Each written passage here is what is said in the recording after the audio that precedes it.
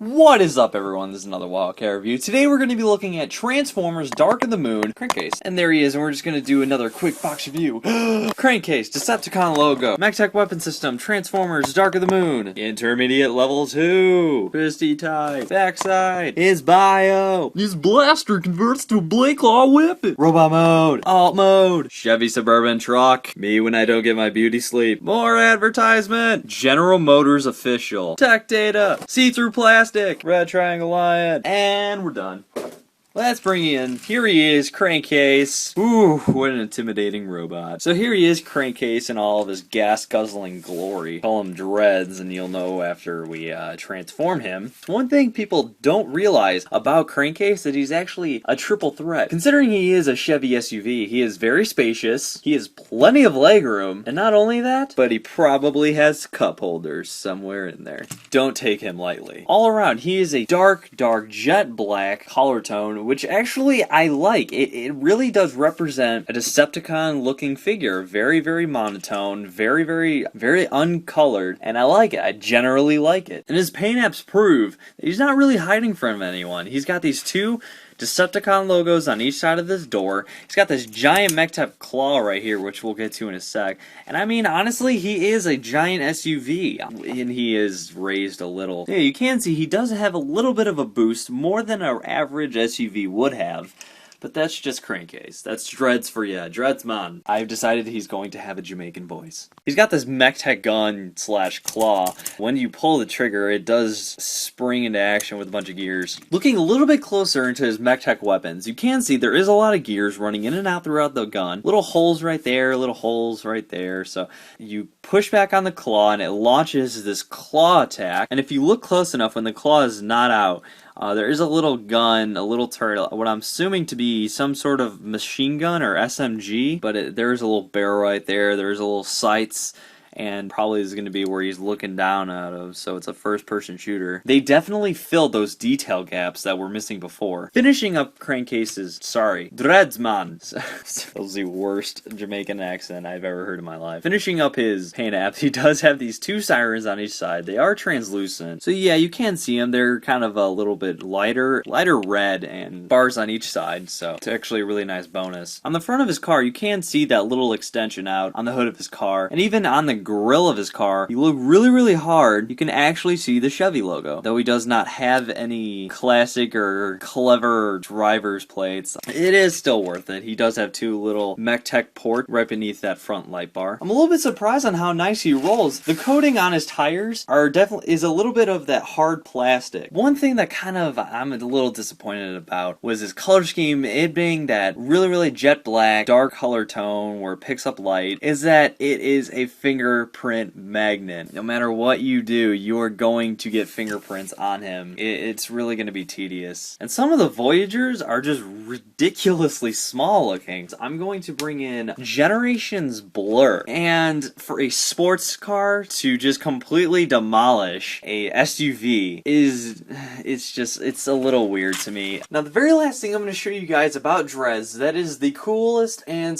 / weirdest part about him is if you flip him over, you are exposed to this little plastic area right over here. What you want to do is you want to flip these and actually rotate them out like so. He has these pinchers, almost like claws. It does look a bit strangely familiar. You know, bringing back childhood memories of claws and pincers. Yes. You can't start out with a good car, okay? I don't want to buy a car from a guy who has a pizza on his shirt. Where do you see? Oh. Yo. I hate you. Yeah, well, you're adopted. And would you smile for once? Let's see what you got. Please put your hands down. It's a little bit rusted. Look at this awesome spider six-pack. Do you have something that doesn't have a toe on it? It's so big. My spider sense is tingling. Please don't file a report. Yo, what about this? I don't know. Ooh, what about that one? What?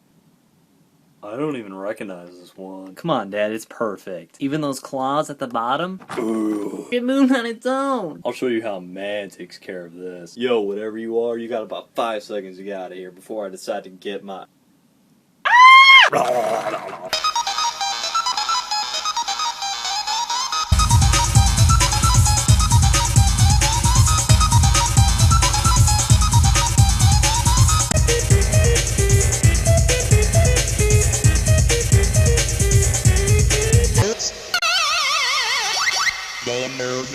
Surprisingly, they set a high score. Alright, so let's just get down to the transformation. What you want to do is we're going to start out on his legs. So there is a little tab back here. Your fingernail under that, and push it up. Untab these little side areas to his panels, and that will give us the accessibility to get into his legs. Bring this front panel up like that. Ooh, look, back kibble. Then you spread his leg. Let me rephrase that. You untab his legs. Now his legs do get a little confusing, so there is this little hinge that you push in his leg, well, these wheels, just to do that, and then that will allow you to push his legs or his wheels back against these legs, allowing you to come back to these doors, I guess, and just bring those around town. And then once you do that, bring up his feet, and then bring that foot around the wheel, get it around so he can stand. So do the same on the other side, bring those claws up. It does make it very difficult for you guys to see. I apologize on that, but once again, Hasbro,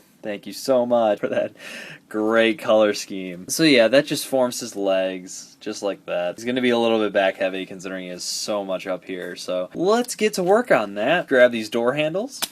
And okay, so we're going to work on his arms. So just kind of, you want to detach his arms because they are pegged in down here. Best way you could possibly do is grab a hold of that wheel and just bring the arms down like that. Look at that. You don't even know where he's coming. Bring this kind of chest piece out, just like that. Bring him and his golden dreads out like that. Bring that chest piece just a little forward and release those golden soft plastic dreads. Jam on. Okay, so just bring that bar all the way up. Do the same on the other side. And you want to be careful with these dreads, these golden bars of locks, because they are that soft plastic, so they can break very easily. Bring his little fingers down. They do fold out. Bring these bars up and just bring that wheel up to his elbow. Just like that. Finishing off that back area, just bring this back panel back, fold that in, and I usually leave his shoulder claws. They get worse and worse. They are a very, very rubbery plastic. Could have at least been a little better. I mean, come on. And then just to finish him off, spin around these legs, basically level out everything. Go back, grab his little MechTech claw. There are a couple MechTech ports. There is two in kind of his forearms, but we're just going to put that right in there.